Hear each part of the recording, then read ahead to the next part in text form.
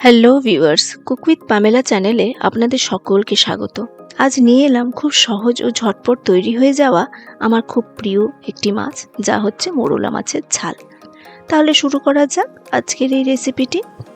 প্রথমেই নিয়ে নিলাম 300 গ্রাম মোরলা মাছ, যা ধুয়ে পরিষ্কার করে রেখে এবার এতে দিয়ে দেব 1 চা চামচ লবণ ও 1 চা চামচ হলুদ।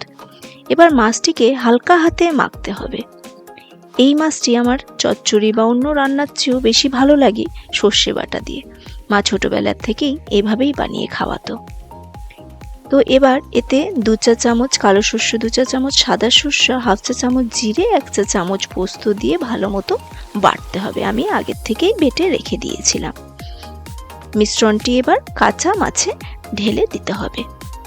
এবার এতে দিয়ে দেব 8 থেকে 10টা কাঁচা লঙ্কা থেতো করা।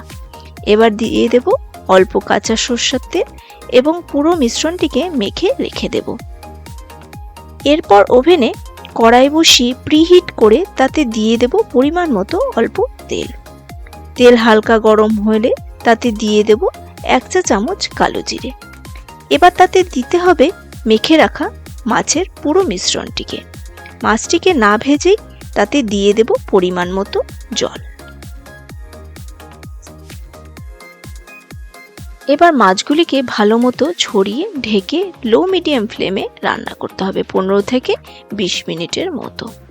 এর মাঝে 1 থেকে 2 বার ঢাকা খুলে দেখে নিতে হবে ও আপনারা একবার দেখে নেবেন লবণের পরিমাণটিও। কম বেশি হলে তাতে অ্যাড করে দেবেন। শেষে ধনেপাতা কুচি ওপর থেকে ছড়িয়ে দিতে হবে। এবার পরিবেশন করে ফেলবো। তো কেমন হয়েছে বন্ধুরা আমার এই সহজ মোরলা মাছের ঝাল? আপনারা অবশ্যই জানাবেন ও কোন রেসিপি আপনারা আমার কাছে দেখতে চান সেটাও জানাবেন। নিত্য নতুন রেসিপি দেখার জন্য আমার চ্যানেলটিকে সাবস্ক্রাইব করে দেবেন। লাইক কমেন্ট করতে ভুলবেন না কিন্তু। Thanks for watching.